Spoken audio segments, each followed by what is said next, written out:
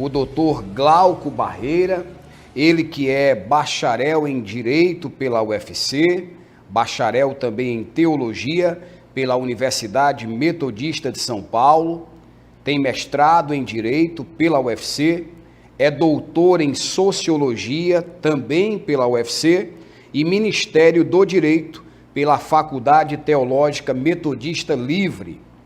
Ele é também livre docente em Filosofia do Direito pela UVA e professor na Faculdade de Direito da UFC. Foi coordenador dos cursos de Direito da FGF e da Unifametro. Doutor Glauco, é uma satisfação recebê-lo. Muito boa noite. Boa noite, é um prazer participar desse programa tão importante e uma satisfação também estar com todos vocês nesse momento aí de troca mútua de informação, de conhecimento.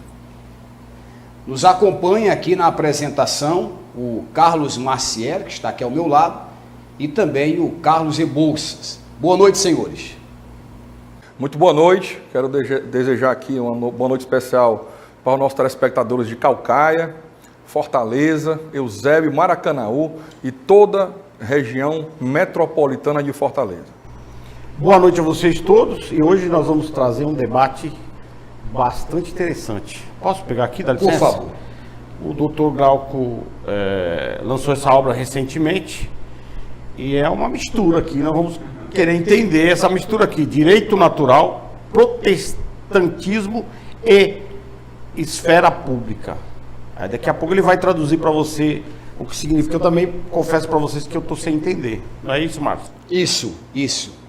Então, doutor Glauco, acredito que até tem relação com este tema deste livro. O senhor poderia comentar com a gente qual a proposta do mesmo? Achei o tema também bastante interessante, né? E discorre para a gente aí um pouco sobre a proposta desta obra, por favor. Bem, o livro ele traz diversos assuntos variados, ligados à educação, ligados à instituição da família. Porém, o título do livro alinha um desenvolvimento interno. A ideia de direito natural, que aparece como primeira expressão no título, era a ideia que vinha já desde a filosofia clássica, atravessando a época áurea dos romanos e perpassando a Idade Média, segundo a qual há certos princípios éticos que são inegociáveis, que são imutáveis, que são permanentes, porque representam aspirações constantes da natureza humana, que estão de acordo com a natureza das coisas. Esses princípios devem nortear a elaboração das leis, do direito posto num determinado local, numa determinada época. É claro que quando se vai elaborar o direito, você não leva em conta só princípios desses que são imutáveis, permanentes, mas também as condições sociais, estruturais, específicas de um povo. Mas esses princípios têm que ter suas exigências sempre atendidas. Na época medieval e na Antiguidade Clássica, se falou muito desse direito natural como uma ordem de deveres. Mas o que é que o protestantismo trouxe? Uma valorização do indivíduo, com a ideia de que o homem poderia ter um encontro direto com Deus, mediado apenas pela leitura da Bíblia e por sua fé pessoal em Jesus, sem todo o caminho sacramental, sem toda a mediação institucional. Isso fez com que se valorizasse a condição do indivíduo. Isso fomentou, por exemplo, o constitucionalismo, o reconhecimento dos direitos individuais, principalmente nos países protestantes, de forma pioneira. Então, o protestantismo trouxe a ideia de direito subjetivo. Esse direito natural, além de me dar deveres, ele me dá também direitos. Então, até o momento anterior à chegada do protestantismo, falava-se muito dos deveres, por exemplo, dos reis, aqueles que governavam. Mas, se eles violassem direitos dos súditos, não teria como se reagir a isso, porque eles eram os governantes, os monarcas, eles coagiam, mas não poderiam ser coagidos. Mas, com essa ênfase do protestantismo no indivíduo, se redefine o direito de uma maneira que agora a sociedade também reage ao governante, critica, depõe pelo voto, no caso de um regime democrático, tem medidas jurídicas para assegurar seus direitos individuais frente a intrusões na esfera privada.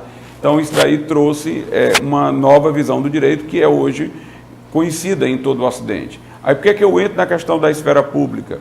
Porque hoje se tem dito muito que no âmbito da esfera pública não se deve admitir argumento religioso, ou argumento que tenha pano de fundo religioso, ou um argumento que seja proveniente de uma perspectiva que está ligada à fé da pessoa. No entanto, se nós não tivéssemos isso, nós não teríamos sequer a noção dos direitos, como eu estou falando aqui. Nós não teríamos sequer o constitucionalismo, como nós o conhecemos, que dependeu de um momento de mudança paradigmática na fé, de uma visão do indivíduo a partir de uma perspectiva de fé. Então, tanto dentro da Idade Média, com a época do catolicismo, como na época da Reforma, nós tivemos inúmeras projeções de visões de mundo da fé cristã dentro do âmbito jurídico. E você nota que você não precisa nem necessariamente falar de teologia, é uma visão do direito em si e por si, mas que depende remotamente de uma influência religiosa que criou certas diretrizes. Então, se nós fôssemos tirar da esfera pública o argumento que tem como pano de fundo elementos religiosos, nós iríamos ter que nos desfazer de todo o Ocidente. Nós iríamos, inclusive, perder aquelas coisas pelas quais nós lutamos, como os direitos individuais.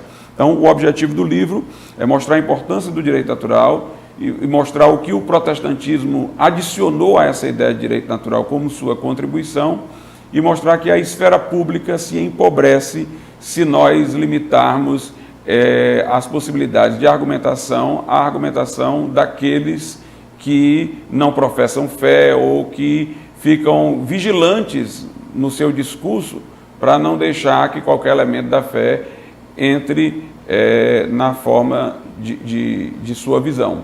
Nós não teríamos a sociedade ocidental como temos sem a participação do cristianismo, assim como a participação da filosofia clássica, assim como a participação dos elementos do direito romano. Então, nós temos que nos abrir a uma ampla sociedade do discurso, em que os argumentos sejam todos colocados, vindo de onde vierem, e que devem se mostrar influentes na medida que sejam capazes de convencer aos outros, convencer a sociedade. Mas nós não podemos dogmaticamente, aí sim é um dogma, dizer você tem essa perspectiva, então você tem que ficar silente no discurso. Muito interessante. Rebouças, sua ponderação ou pergunta para o nosso convidado, doutor Glauco? Existe um ditado que diz que o brasileiro ele tem memória curta. Na verdade, eu estenderia isso a todo mundo. O mundo inteiro tem memória curta, a humanidade tem memória curta. Mas essa memória curta é por falta de conhecimento da história, falta de conhecimento do caminhar da humanidade até o ponto em que chegamos agora. As pessoas criticam o protestantismo, as pessoas criticam o cristianismo, as pessoas criticam a religião. Querem uma sociedade com religião expurgada, com a religião fora do debate social. O que eles não lembram, por ignorância, aí na verdade eles nem chegaram a conhecer a história, é que o que mudou o mundo, o que mudou a sociedade para chegar ao ponto que nós temos hoje, foi exatamente o cristianismo, foi exatamente a religião, que foi o que o doutor Glauco falou. Para falar de um ponto específico, eu quero trazer aqui o artigo 5º, inciso 1, da Constituição da República Federativa do Brasil, que diz: homens e mulheres são iguais em direitos e obrigações nos termos desta Constituição. A primeira vez que se teve a noção de que homens e mulheres eram iguais, eram seres que tinham que ter a mesma igualdade de direitos e deveres, foi com o patriarcado judaico, tão batido pelas feministas atuais. Porque até então, todas as culturas do mundo relegavam a mulher a um objeto. A mulher nem espírito tinha, segundo a todas as culturas do mundo, fora o judaísmo. No judaísmo, com o patriarcado, trouxe a ideia de que o patriarca ele era responsável pela vida de todos aqueles que estavam debaixo da sua proteção, iniciando pela sua esposa, filhas e filhos, e inclusive os escravos e escravas. Eram todos bem tratados e de forma igualitária. E, posterior a isso, veio o cristianismo, que aí igualou 100%. Por exemplo, quando o apóstolo Paulo diz, no campo em que a mulher sofreu mais em toda a humanidade, que é o campo sexual, o apóstolo Paulo trouxe uma definição que aí a nossa Constituição, no inciso 1, vem daí a ideia de igualitária. Ele diz o quê? O corpo do homem não pertence ao homem, pertence à sua mulher. Da mesma forma, o corpo da mulher não pertence à mulher, pertence ao seu marido. Ele igualou no campo que é o campo sexual, onde a mulher foi mais subjugada em toda a humanidade, onde a mulher é usada como um objeto, ele igualou homens e mulheres. E aí aqui eu parabenizo o nosso autor, convidado de hoje, por um livro que traz um tema, né, que fala de protestantismo, vira para cá, Márcio, para eu ver aqui, direito natural, que as pessoas muito ignoram, o Dr. Glauco falou muito bem, é inato de cada ser humano, esse direito natural vai estar em toda a cultura, o protestantismo, que é a questão de filosofia, né? E inclusive a esfera pública, e como isso deve atuar dentro. E aí a pergunta que eu quero deixar, é porque existe uma confusão, doutor Glauco, muito grande no Brasil, sobre o que seja um país onde é laico, né? Regime laico, existe uma confusão muito grande do que é isso, do que seria ser laico, ou queria ser laicista. Né? As pessoas às vezes confundem o ser laico com proibir religião. Sim. E aí eu queria que o doutor expusesse esse tema. Bem, em primeiro lugar, a expressão Estado laico, ela é contraposta a Estado confessional. Nós costumamos dizer, o Estado confessional é um Estado atrasado, é coisa da Idade Média, mas antes de dizer isso, é bom lembrar que a Inglaterra é um Estado confessional. Né? E lá, apesar de ser confessional, a Igreja Anglicana ser a Igreja do Estado, há muito respeito aos direitos das pessoas. Como também outros países ali da Europa são Estados confessionais. Mas eu sou favorável ao Estado laico, que é o Estado não confessional. Ele não tem uma religião específica que ele patrocina, que ele subvenciona, ele não obriga ninguém a seguir uma determinada religião e nem tem alguma religião como específica. Porém, quando você fala de Estado laico, a definição é negativa. O Estado é laico quando ele é não confessional. Não quer dizer que ele, por não ser confessional, ele seja antirreligioso, ele seja contrário à religião. Inclusive, existem níveis de Estado laico. Os Estados Unidos é considerado um Estado laico, mas até um certo tempo atrás, mesmo nessa condição, valorizou muito a questão da religião, com monumentos aos 10 mandamentos, pessoas jurando com a mão em cima da Bíblia, porque isso é da cultura, da tradição, da origem, né? Valorizando fortemente elementos do cristianismo. Já a França, que teve uma revolução anticlerical, ateísta e tal, ela tem um Estado laico muito mais vigilante da religião. E o que nós devemos temer é o laicismo, que é exatamente quando, em nome do Estado laico, você quer fiscalizar todo elemento religioso. Eu, por exemplo, acho uma aberração que na França, dentro de repartições de escolas públicas, a muçulmana não possa usar o seu véu. A pessoa católica não possa ir com o crucifixo no pescoço. Isso daí é o corpo dela, não é a questão da repartição, é a esfera privada dela. Quer dizer, em nome do Estado laico, você está fiscalizando o que a pessoa tem no seu próprio corpo. Eu acho isso uma coisa extremamente abusiva, né? E a gente fica pensando, eu falei aqui que o cristianismo muito contribuiu para formar elementos, inclusive, do direito moderno. A escravidão, infelizmente, dentro da cristandade, foi por um momento defendida, né? Escravidão, inclusive, baseada em critérios eticamente reprováveis, que eram critérios raciais. Mas o cristianismo ele tem o poder de se autocurar, porque foram cristãos que combateram a escravidão também. A sociedade islâmica, por exemplo, ela parece perpetuar os seus erros, porque ela não tem elementos internos de autocorreção. O cristianismo tem. Pessoas que se dizem cristãs podem fazer coisas erradas, mas as coisas erradas delas vão ser vistas como hipocrisia. E vão aparecer pessoas cristãs que vão reprová-las em nome do cristianismo. Então houve realmente essa hipocrisia ocidental na escravidão dos negros. Mas os defensores do fim da escravidão eram cristãos que se baseavam na Bíblia, como Wilberforce, lá na Inglaterra, como os Quakers, lá nos Estados Unidos. E interessante que quando os Quakers argumentavam contra a escravidão, porque todo homem era a imagem e semelhança de Deus, inclusive os negros, os que objetavam os argumentos dos Quakers diziam o seguinte: vocês não podem trazer religião para a esfera pública, não. Eles diziam desse jeito. Essa questão da escravidão é uma questão de estrutura econômica. Não tem esse negócio de que ser criado a imagem e semelhança de Deus. Não coloque o argumento religioso, não. Era exatamente em nome desse laicismo que eles queriam excluir os argumentos dos Quakers e outros metodistas, batistas, que eram contra a escravidão. Quando houve o fim da escravidão, depois houve a segregação racial. Quem lutou pelo fim da segregação racial nos Estados Unidos? Martin Luther King, que era um pastor batista. Se você for olhar os discursos de Martin Luther King, são um sermão, ele cita a Bíblia toda hora. E aí, nós vamos dizer que isso foi um erro?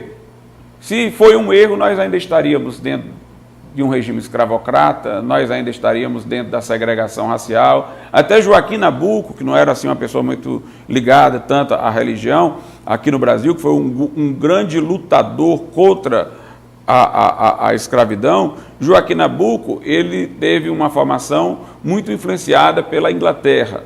E os abolicionistas, né, ingleses eram constantemente citados por eles, inclusive Wilberforce. E lá da Inglaterra, esses abolicionistas eram cristãos.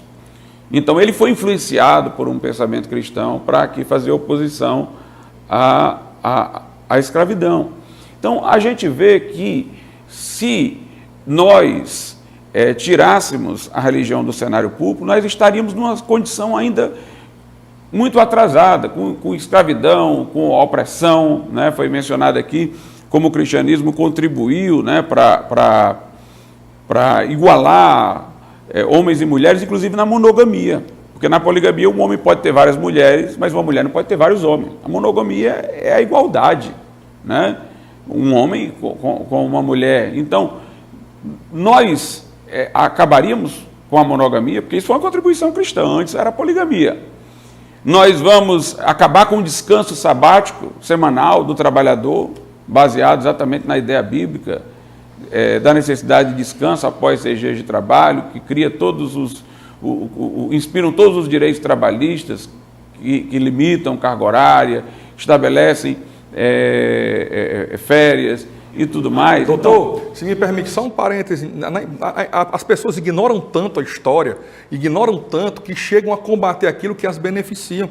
Só um exemplo é esse que o doutor falou agora, porque é o seguinte: dias, meses e anos são regidos pelos astros, né? O Sol, a Lua, as estações do ano são regidas. Mas esse conceito de semana, a primeira vez que surgiu o conceito de semana foi quando Moisés escreveu o Pentateuco, onde ele trouxe que haveria 6 dias que formariam uma semana, aonde no 6º dia haveria um descanso, que hoje no mundo todo, para a grande maioria, é o domingo, que é exatamente essa ideia de trabalhar 5 dias e descansar 1. Se nós tirarmos o debate cristão, porque no resto, por exemplo, era trabalho de segunda a segunda, não tinha ideia do descanso semanal, né? Então esse exemplo que o doutor acabou de dar, eu queria só frisar, para o público, é exatamente isso. A própria semana, com um descanso semanal, é uma ideia religiosa do judaísmo e do cristianismo, não é isso?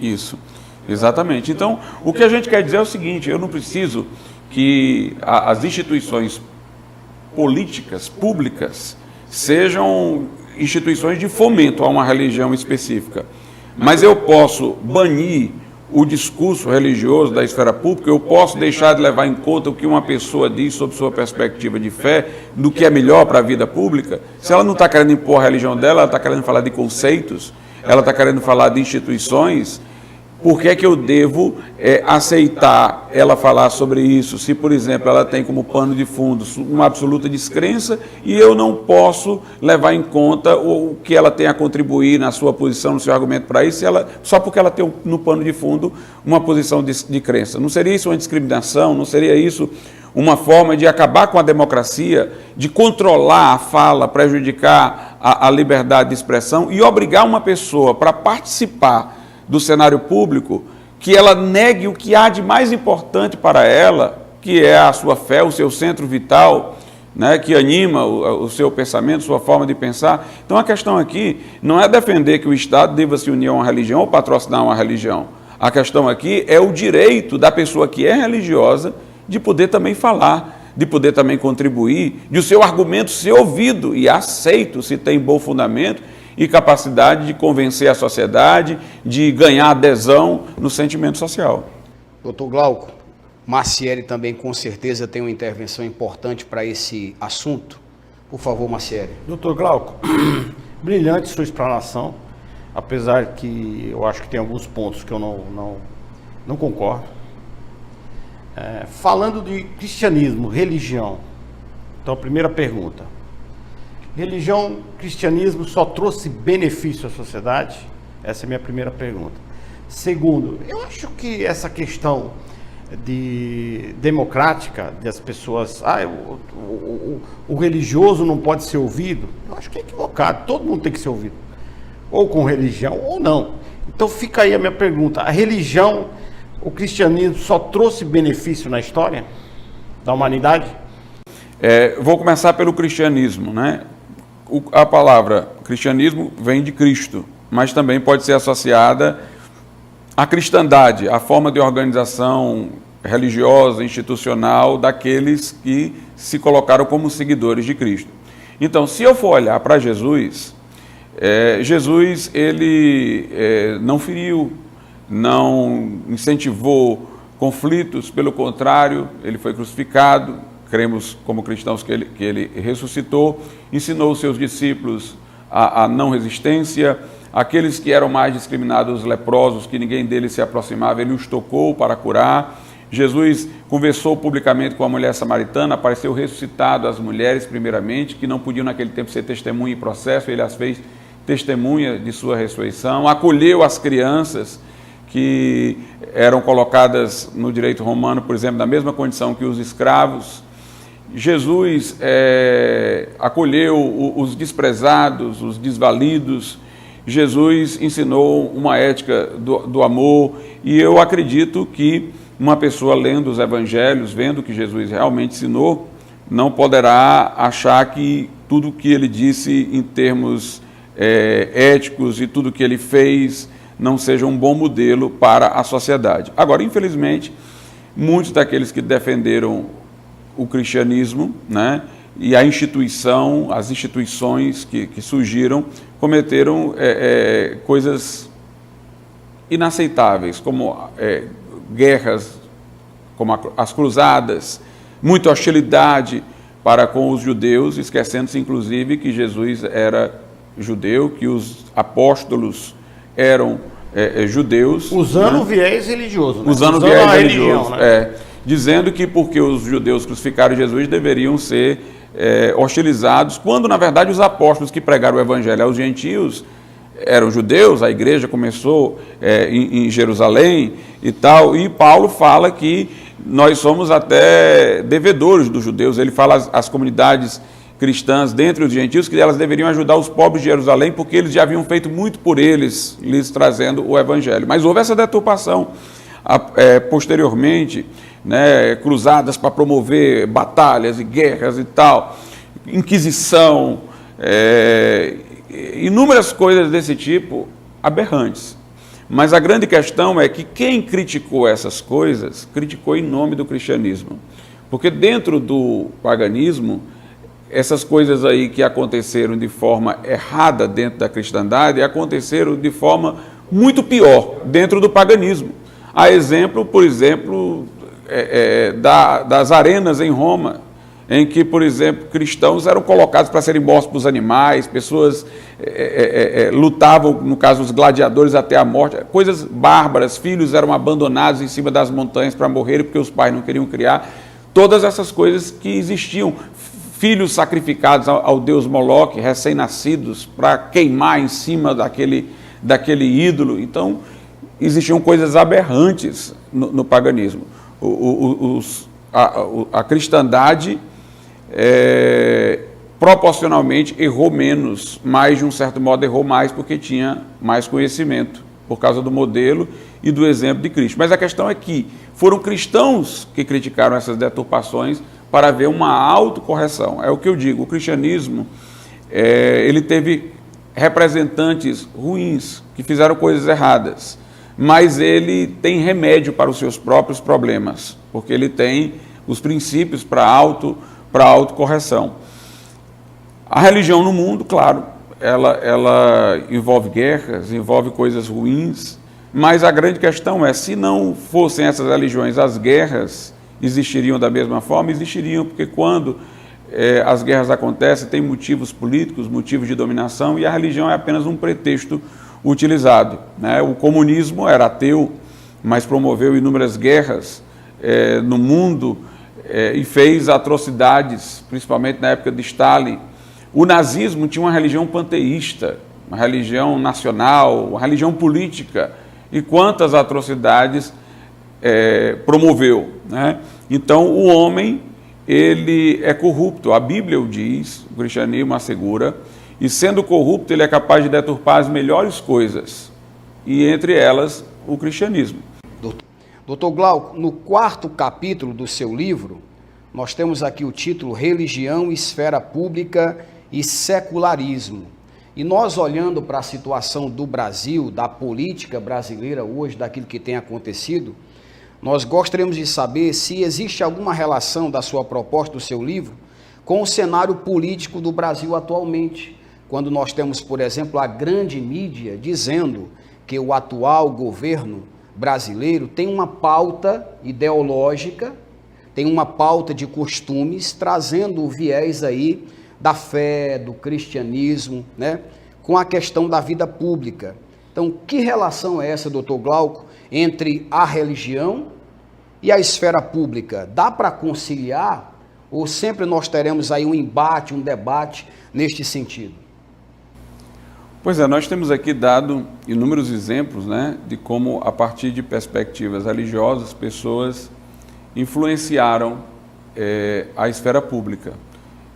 E nós temos, por exemplo, na nossa Constituição, menção à inviolabilidade da vida, à dignidade da pessoa humana. Eu pergunto, se eu me limitasse a acreditar que o homem é um fruto da evolução, apenas um animal com um cérebro mais graduado, será que eu teria como falar em alguma dignidade específica do ser humano, se a minha diferença entre um animal irracional fosse apenas quantitativa, mais elementos no meu cérebro? Na verdade, esse princípio nasceu da ideia de que o homem é a imagem e semelhança de Deus. E aí o homem é mensurado por um padrão superior. Aristóteles, ele disse que o homem era um animal racional, então ele mensurou por baixo, colocou o homem como animal e acrescentou a racionalidade. A Bíblia mensurou o homem por cima, ele é a imagem e semelhança de Deus, que está acima. Então, o valor que a vida tem, a vida humana, ela exatamente está no fato de ela ter essa origem transcendente, essa missão transcendente. Hoje nós estamos vendo aí pessoas querendo falar de direito dos animais, e entre os que defendem essa história de direito dos animais, tem uns que dizem que um animal já plenamente crescido e desenvolvido tem mais valor do que um embrião no ventre, um embrião humano, né? Quer dizer, para ele, o animal completo vale mais do que o ser humano no seu estágio embrionário. Hoje, pessoas aí aprisionando filhos em casa e alimentando animais, com caridade, entre aspas, né? Uma inversão, exatamente porque falta essa noção do valor do homem. Quando nós, por exemplo, vamos ser contra o aborto na esfera pública, as pessoas dizem, você não pode ser contra o aborto, aqui argumentando dessa forma, porque você é um cristão. Então, para você é pecado fazer aborto, mas isso aí é um conceito religioso, não é um conceito que possa ser válido para a esfera pública. Mas o mesmo princípio pelo qual eu sou contra o aborto é o mesmo princípio pelo qual eu sou contra o assassinato. Não existe na Bíblia não abortarás, existe na Bíblia não matarás. Então não vou matar o meu próximo, inclusive na fase embrionária. Mas as pessoas aceitam o não matarás, e quando a gente fala, por exemplo, a Bíblia diz para não matar, portanto, o Código Penal deve tipificar como crime o assassinato, as pessoas, é isso aí e tal. Aí quando a gente vai ser contra o aborto, não é porque você é religioso. Mas o mesmo princípio pelo qual eu sou contra o homicídio é o mesmo princípio pelo qual eu sou contra o aborto. Então por que as pessoas não me questionam como religioso quando eu me oponho ao homicídio? Só me questionam como religioso quando eu me oponho ao aborto, se o princípio é o mesmo. Né? Muito interessante. Veja como há uma manipulação, né, das coisas para poder nos inibir de participar do discurso. Né? Professor, isso significa, desculpe interromper, mas eu tenho que fazer esse gancho, Márcio, me permita. Quando na sua fala diz que é contra o aborto, a minha pergunta é, aquela moça que foi estuprada, o senhor também é contra esse aborto? Nessas situações? Não, em geral. Certo. Aquela mulher que foi estuprada. Hipoteticamente. O senhor é contra esse aborto? Bem, o nosso Código Penal exige... Não, a sua opinião. Minha opinião, pronto. Eu sou a favor de que a pessoa que foi estuprada, ela tenha um filho, mas não seja obrigada a criar. Porque eu acredito que aquela criança que está no ventre da mãe, ela não pode sofrer uma punição, sendo inocente, maior do que a do próprio estuprador, que não poderia ser morto, né? No máximo, seria preso. Então, seria fazer o ato violento de alguém, em vez de ser detido e refreado, que é o princípio do direito, é contrair a liberdade de quem avançou, seria o avanço dele do sinal, para além do que a sua liberdade podia ir, fazer a liberdade de outro também desaparecer, de outro ser. Então, a ideia do direito é essa, é uma distribuição de liberdades. Quando um exorbita, a gente contrai, que é a pena, né? No caso, a privação da liberdade no nosso sistema penal. Mas se a pessoa exorbita, e isso, em vez de fazer contrair, faz a de um outro totalmente desaparecer, é uma absoluta desproporcionalidade, e o símbolo do direito é uma balança. E o que fere o princípio da alteridade do direito penal. Isso. Que a pena não deve passar da pessoa do infrator. Exatamente. Aí está passando da pessoa do infrator para um inocente, inclusive. Para um inocente. Agora, eu levo em conta também a condição da mãe. Então, eu acho que ela deve ter toda a assistência psicológica, toda a assistência emocional, e acredito que ela, ao gerar o filho, ela não deve ser cobrada como se tivesse a incumbência de criá-lo, porque ela também não quis ter aquele filho voluntariamente. Isso foi fruto de uma violência. Então, acredito que essa seria a forma mais proporcional de garantir a dignidade da mãe, que já sofreu essa violência, dando ela uma assistência psicológica e não obrigando-a a criar, e garantir a vida do inocente. Né? Em vez de... Agora, interessante que nós, costumeiramente na sociedade, estamos sempre fazendo essa pergunta. Qual é a pergunta? Essa mãe tem direito de abortar ou não tem direito de abortar? E interessante que quando essas questões acontecem, todo mundo faz essa pergunta, mas ninguém faz a pergunta: e o que é que deve acontecer com o estuprador? Nós que é um desvio de foco. Com o estuprador nós já sabemos. Pois é. Se ele for surpreendido em flagrante delito, no caso do crime, eu sei. Nós sabemos para onde ele vai. Mas então, isso está definido. O que não fica bem definido é essa questão da pessoa a mulher que foi estuprada por um marginal. Como ficaria a situação? Como ficaria a situação dela?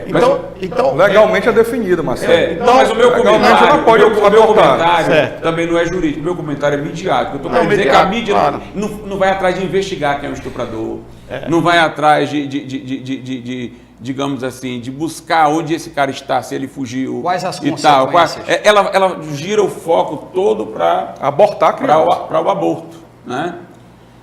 Ela não discute se a pena do estuprador deveria ser agravada.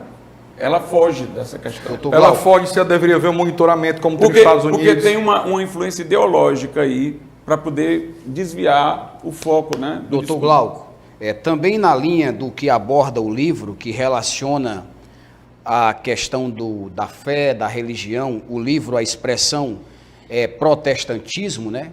Que é um viés religioso, e a vida pública. Nós tivemos um fato que aconteceu agora no último mês de dezembro, que foi uma declaração de uma das atrizes mais famosas do Brasil, que é a Malu Mader.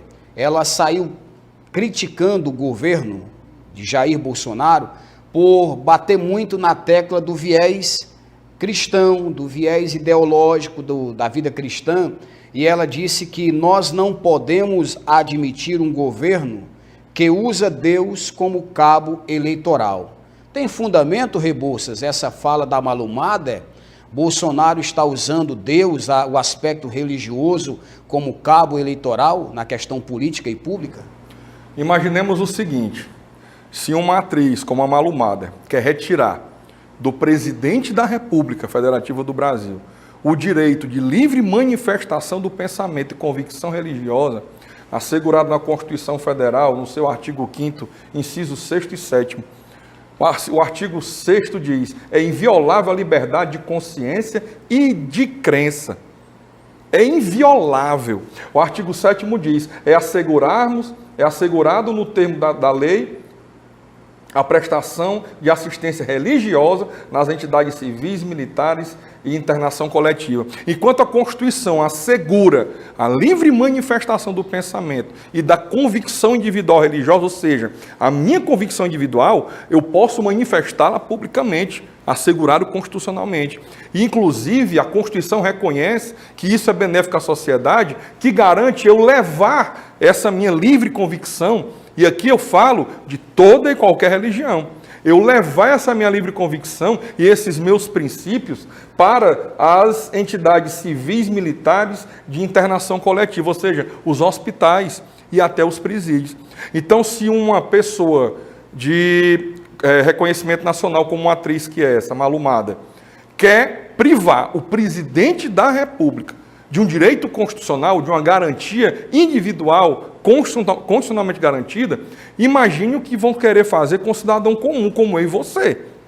Nós vamos ficar realmente, não vamos usar mais máscara como suposta prevenção de coronavírus, não. Nós vamos usar como mordaça, de proibir a pessoa externar a sua consciência religiosa, que todo ser humano tem, inclusive o ateu. O próprio ateu, ele tem o direito constitucionalmente garantido de dizer, eu não acredito em Deus, porque sou ateu. Né? Então é um absurdo uma fala dessa, deve ser totalmente ignorada. Bom, a minha opinião em relação ao que a Malu Mader disse, é uma declaração dela, pessoal. Não tem um contexto jurídico e ofensivo. Aí a interpretação é de cada um que vai ouvir a mensagem dela, a declaração dela.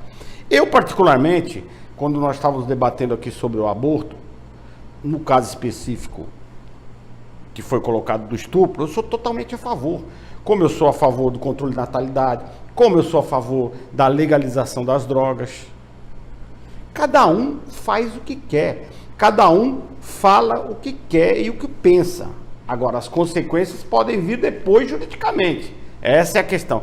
Então, na fala da Malu, para mim, ela expressou um pensamento dela e colocou aí na internet, enfim, o que ela achava, o que ela deixou de achar. Tal. E, especificamente, eu particularmente, não penso que ela quis ofender o presidente. É a opinião dela. Muito bem. Doutor Glauco, o seu livro, ele aborda essa temática sobre que relação é essa entre o aspecto religioso e a vida pública. Por exemplo, algum político, algum representante do povo, ele é vigiado, controlado a questão da sua confissão de fé? Ele pode esboçar isso de forma pública? Como fica esse assunto? Eu, por exemplo, não vejo nenhum problema, vamos supor, em o Bolsonaro fazer a nomeação de uma pessoa religiosa para o STF.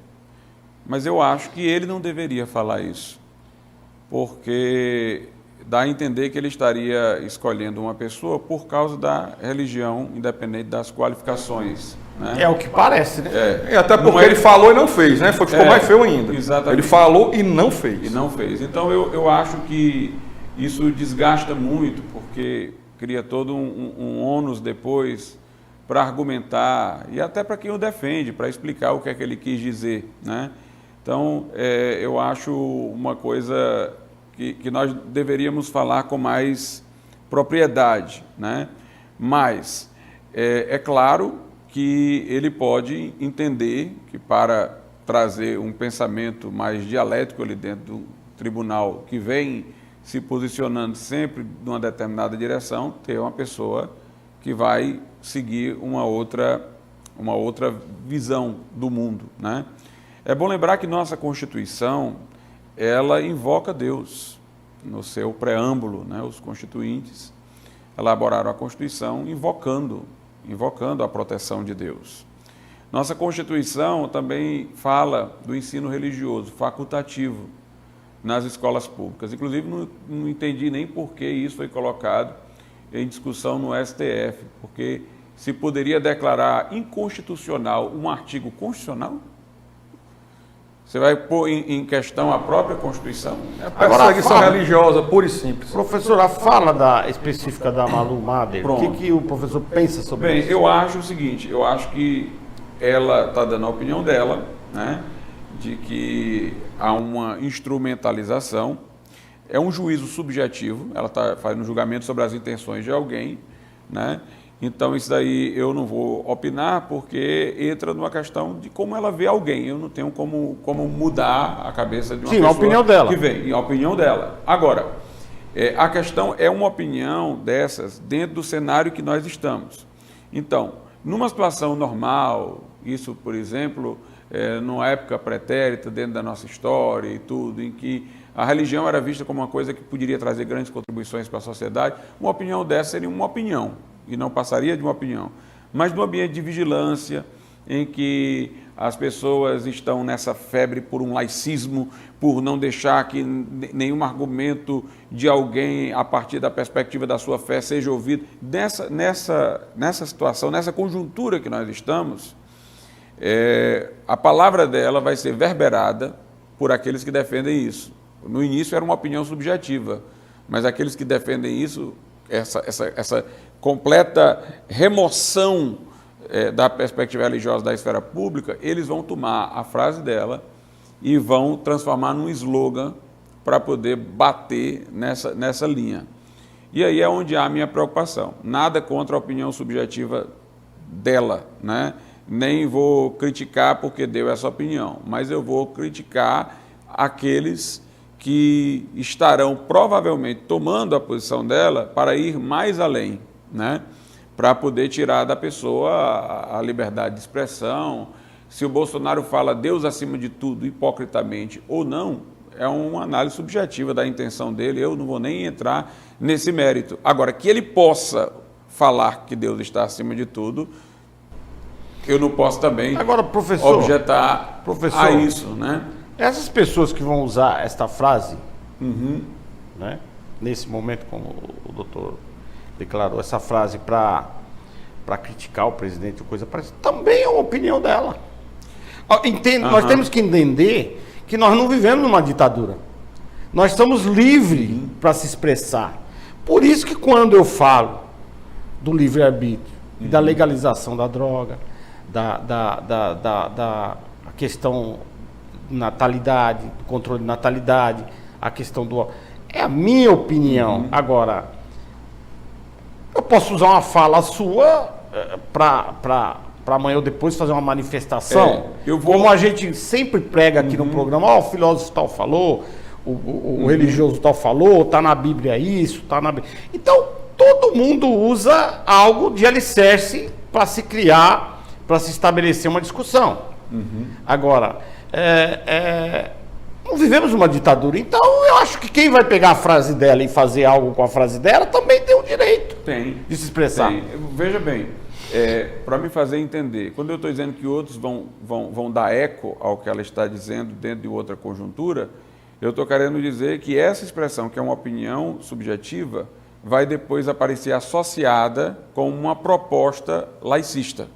Tendo em vista que estão instrumentalizando a religião para a política, o político a partir de agora não deve falar em religião. Eu estou querendo dizer Sim, mas não vai virar uma regra. Eu estou querendo dizer que nela pode ter sido uma opinião subjetiva, mas às vezes a pessoa joga para que eu também não posso fazer um juízo objetivo, é subjetivo, lógico. Mas ela joga, ou até não joga nesse sentido, ela falou realmente sinceramente com uma opinião subjetiva, mas outros se apropriam para associar com esse outro discurso, para inferir ilações disso daí, que são referentes ao redesenho das estruturas da sociedade e abolindo, né, a perspectiva religiosa.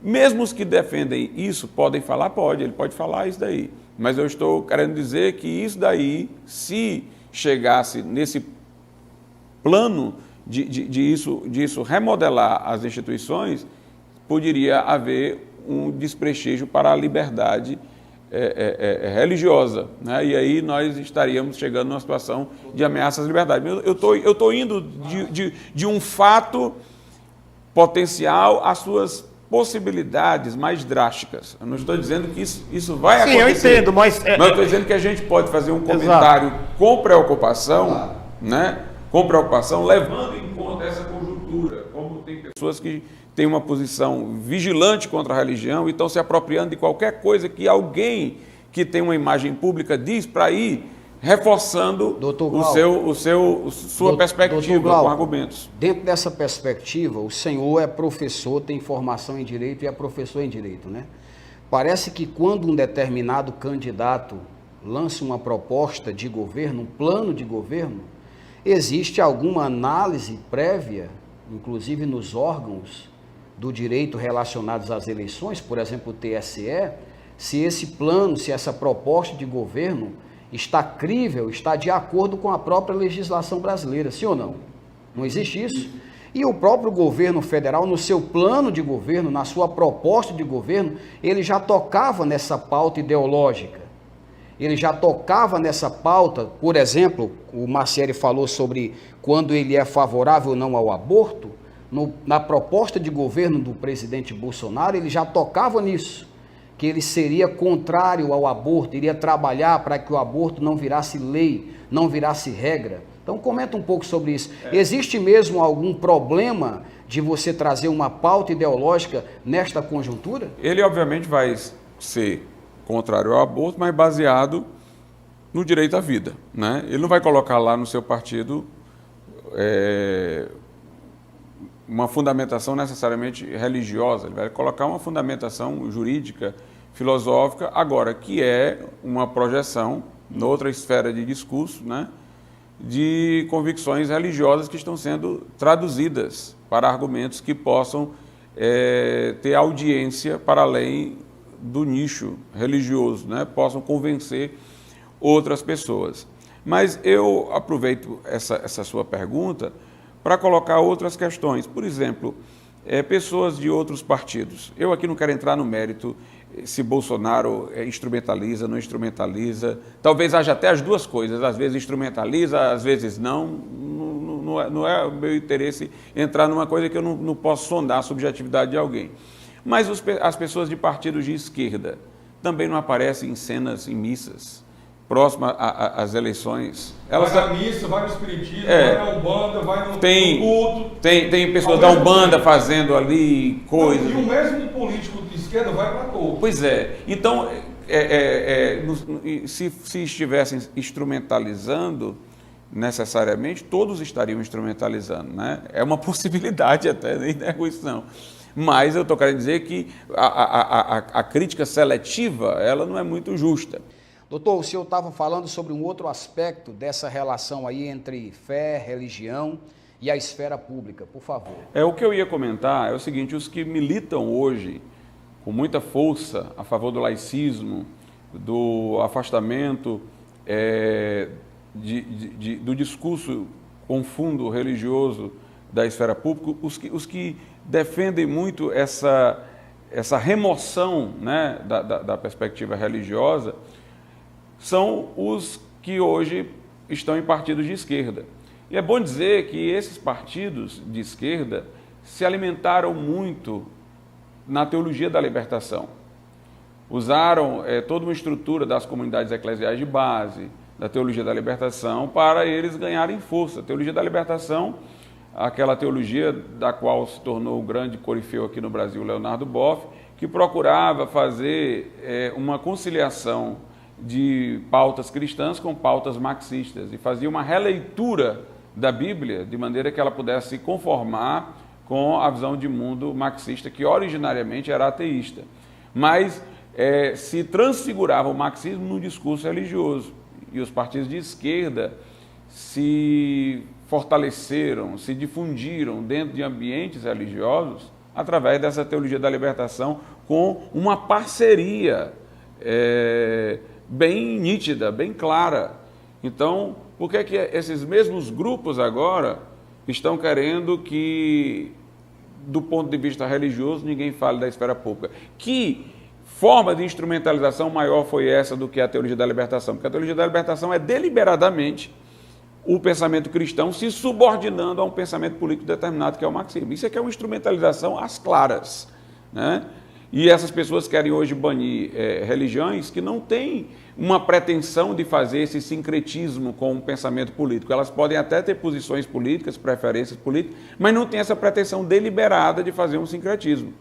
Então, instrumentalização de forma explícita, eu não preciso nem fazer um juízo subjetivo se a intenção da pessoa foi essa ou não, é um juízo objetivo. Instrumentalização política foi esse período aí em que os partidos de esquerda parasitaram na teologia da libertação, porque aí é uma coisa evidente, visível. Portanto, eu não estou nem fazendo um juízo da subjetividade, se o motivo foi esse ou não no íntimo da pessoa. É um motivo público, né? Inclusive, os representantes desta teologia da libertação, mesmo nos dias de hoje, fazem oposição ferrenha ao atual governo federal. Marcelo, você tinha outro tópico interessante para tratar? Esse programa hoje, Márcio, professor Rebouças, é inédito. Porque que eu digo isso? Tudo tem os dois lados da moeda, tudo. Tanto o aborto, que nós discutimos, agora o professor colocou a questão da política no meio, que tem os dois lados, das pessoas que podem ser aproveitadas, tudo tem dois lados. E eu fico feliz de saber que é o primeiro professor universitário que eu conheço que não é da esquerda. Porque também o marxismo nas escolas é presente, né? Que isso também eu diria um problema sério. Agora, falando de problemas, falando de solução. Então vamos falar um pouco de drogas. Por que não, professor, legalizar as drogas? A pergunta é essa. Agora eu quero fazer um comentário. Eu já disse aqui nos bastidores para vocês que eu estive várias vezes na Holanda. Conheço de perto lá como funciona a questão cultural do uso da droga lá na Holanda. E é um país de primeiro mundo, é um país muito desenvolvido. Muito desenvolvido. E por que isso não acontece aqui no Brasil? Nós sabemos que a droga é um elemento presente na sociedade, ou seja, está no dia a dia das pessoas. Tem aqueles que são doentes, que são viciados, que roubam para usar a droga, enfim. E tem aqueles que usam para lazer. Eu conheço vários, não é? Por que não legalizar isto? Por que não evitar o tráfico de droga legalizando a droga como foi feito na Holanda? E outros países. No Canadá hoje também é assim, né? Legalizado. Do ponto de vista do direito, os chamados direitos fundamentais, eles são bens a serem protegidos. Então, quando eu falo em direito à liberdade, não é o direito à liberdade para tudo, porque se eu pensar para tudo, esse direito pode ser autofágico, ele pode ser autodestrutivo. A Holanda, por exemplo, tem o direito ao suicídio assistido assegurado, inclusive, para menores de idade com consentimento dos pais. A pessoa pode chegar, está deprimida, vai numa clínica e solicita uma injeção letal para ela morrer e tal. Eu poderia imaginar isso como direito de liberdade para não existir. Se eu não tenho a existência, eu não tenho mais liberdade. Um direito autofágico, direito de ser livre para não ser livre, né? Inclusive lá também os idosos, né? Eles, quando chegam a certa idade, eles migram para outros lugares, porque lá defende-se eutanásia, que os parentes possam consentir em cessar um tratamento quando a pessoa não tem mais consciência para ela mesma escolher. Os idosos ficam com medo de morrer, com medo dos próprios filhos, e migram quando chegam a uma certa idade. Então, é um ambiente também que não é muito saudável do ponto de vista da importância do ser humano. No caso lá nós temos a legalização ampla do aborto também. Nós temos homossexuais e prostitutas em vitrines para serem escolhidos. Como mudar para a Holanda, viu, Márcio? Né? Como se fosse um produto, uma mercadoria. Então ali você tem uma coisificação do ser humano. Num lugar que você, num aspecto, fala de ampla liberdade, você amedronta os idosos, você põe homens e mulheres em vitrines como se fossem coisas para serem escolhidos, né? Isso em ambiente público. Então parece que eles perderam a noção da dignidade humana, porque coabita lá uma ampla liberdade autodestrutiva com, ao mesmo tempo, uma coisificação do ser humano. No caso das drogas, é uma liberdade para não ser livre. Eu vou defender aqui, para mim a pessoa é livre e faz o que quiser. Bem, depois que ela entra no mundo das drogas, ela mostra-se livre para sair. Então, é uma liberdade autofágica. E quando ela entra nesse mundo das drogas, ela perde não só a sua liberdade, ela perde também, muitas vezes, sua sanidade, sua racionalidade. Consequentemente, ela não vai poder mais ter direito à educação, porque não é educável mais, não vai ter direito à informação, porque ela não tem mais noção de informação. Eu estou terminando por destruir dela todos os direitos assegurados. Proteger a liberdade é proteger um bem. Então, não é a questão, essa é a minha liberdade, eu faço o que eu quiser. Não, eu tenho que fazer com a liberdade aquilo que mantém a liberdade, né? Então, nós temos que pensar dessa maneira. Quando entra o problema da legalização das drogas, entra um problema também de propriedade privada. Então, uma pessoa, por exemplo, viciada em drogas, ela está desesperada pela droga, ela começa a furtar coisas do seu pai, da sua mãe, vender e trocar e tal. Isso termina ameaçando a propriedade de outras pessoas. Então, o problema deixa de estar na esfera da liberdade dela para tirar a liberdade e a paz dos outros. Então, o professor acredita que não há o uso recreativo da droga. Eu acredito que o uso recreativo da droga é só um pretexto para abrir as portas para um uso amplo, né? Eu acredito que quem fala no uso recreativo não quer só o uso recreativo. Ele fala porque isso é um discurso mais suave, é um eufemismo que abre uma porta. Alguém já disse que hoje em dia muitos desses grupos assim que querem reelaborar a sociedade, eles trabalham com teorias de círculos. Então você tem aqui um ciclo maior, um ciclo menor e no outro ciclo mais para o centro. Então, por exemplo, uma pessoa que defende ideologia de gênero, ele começa falando da violência contra a mulher e tal. Aí depois nós temos que proteger a mulher, o gênero feminino, mas o gênero também feminino envolve o trans e tal. Aí ele vai chegando na ideologia de gênero. Ele começa com alguma coisa que sensibiliza todo mundo humanamente, mas aí ela vai aprofundando. Então a pessoa vai defender, por exemplo, a legalização das drogas, ela faz uma marcha na rua com a bandeira para legalizar a maconha, mas ela não quer só a maconha, ela quer a cocaína, quer a heroína. Isso é para enganar. Mas essa é a sua opinião, né, professor? Não é o que acontece. Por exemplo, eu conheço... Não, isso é estudo científico. Aqui em Fortaleza foi legal. Isso é estudo científico. Tem Isso é ciência. Então vamos falar de ciência. Aqui tem um rapaz que tem uma anomalia, sei lá, qual tipo de doença que ele tem, eu não me lembro. Até conversei com ele no telefone que eu queria entrevistá-lo. Ele é uma das 6 pessoas que existe no Brasil que tem autorização de plantar e usar a maconha, tá? E já foi provado que o cannabis, o uso do cannabis em muitas situações de epilepsia e tal funciona. Isso é ciência. Só ela, Só a maconha. Não tem alternativa. Na questão da recreação, eu estou aí na sociedade e não sou hipócrita, eu tenho vários amigos que usam drogas e não é por causa disso que eles são viciados, são loucos, querem consumir aquilo, eles vivem e usam de forma recreativa. Então eu acho que precisa... Tira a droga dele pra ver a calma precisaria criar tentáculos na discussão drogas. Para que, como é... Porque não dá para a gente generalizar dizendo assim, não, você que procura o cannabis, a maconha, você não quer a maconha, você quer cheirar a cocaína. Não, pelo contrário. Pelo contrário. Entendeu? Nem sempre é assim. Existe a questão recreativa? Existe a questão recreativa. Por que não? A faculdade, o senhor dá aula na faculdade, o senhor sabe que... Para cada um que conseguiu ficar só nessa fase recreativa, você encontra centenas que não conseguiram parar. Não tem uma estatística. E foram adiante. Claro que tem. Claro que tem. E foram adiante. Eu dificilmente conheço uma pessoa que ficou só nessa fase recreativa e que não quis experimentar uma droga mais forte.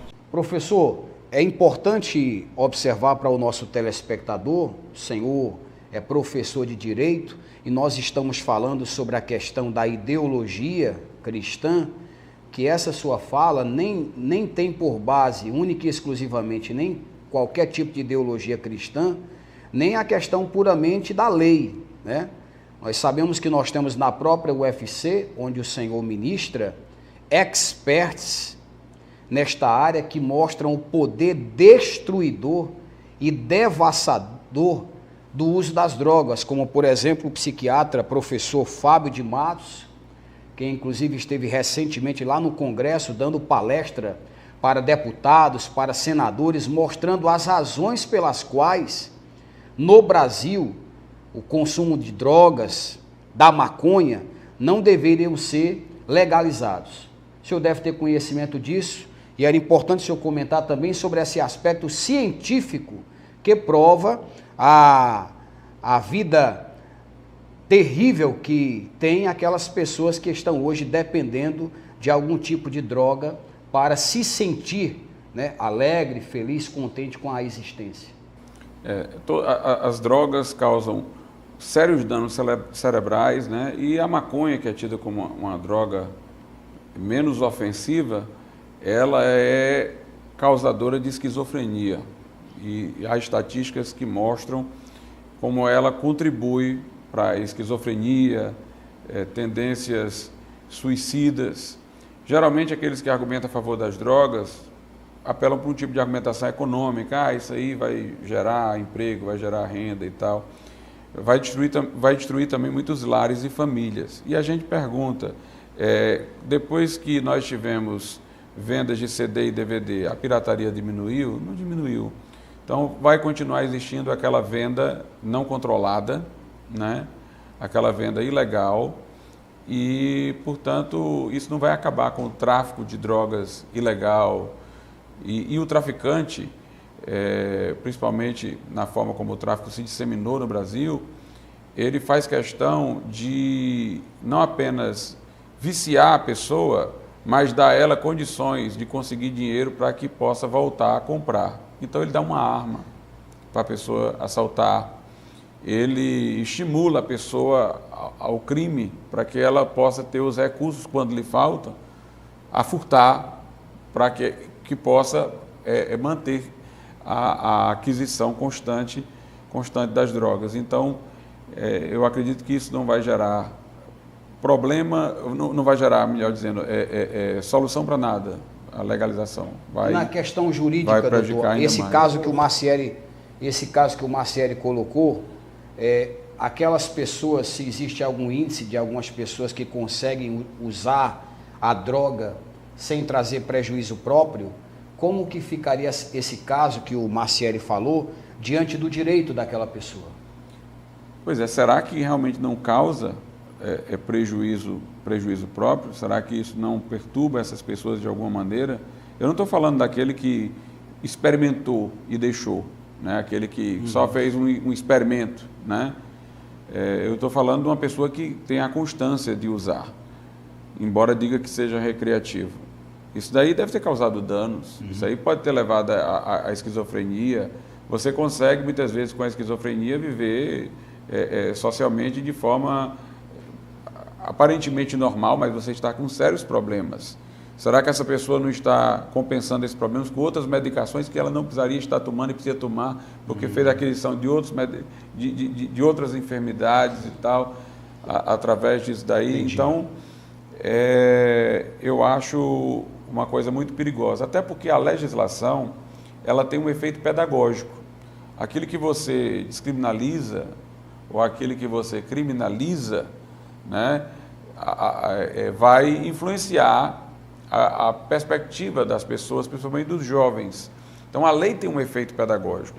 Se aquilo que num primeiro momento era um crime, agora vira um direito à liberdade, então eu estou dizendo que aquilo ali é uma coisa boa, que é uma expressão da minha liberdade, como qualquer outra expressão.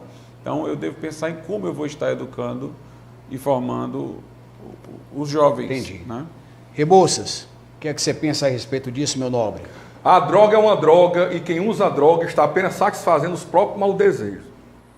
Tem um juiz da Vara de Execuções Penais de Manaus, Luiz Valois, o nome dele, que ele faz um discurso belíssimo e coerente sobre a liberação das drogas. Ele diz que a guerra da droga já foi perdida e que tem que ser liberada. É o mesmo raciocínio do Carlos Maciel. Quando eu digo coerente, porque ele usa de uma argumentação dialética que você fica convencido. Se você não tiver estudo sobre o tema, não tiver conhecimento sobre o tema, estatística científica sobre o tema, e não tiver um conhecimento sobre o tema, você fica convencido realmente que deveria ser liberado a venda de droga no Brasil, porque vai gerar recurso, porque vai gerar ICMS, porque vai gerar renda, fonte. O que não mostra é a desgraça que a droga leva diariamente para as famílias brasileiras.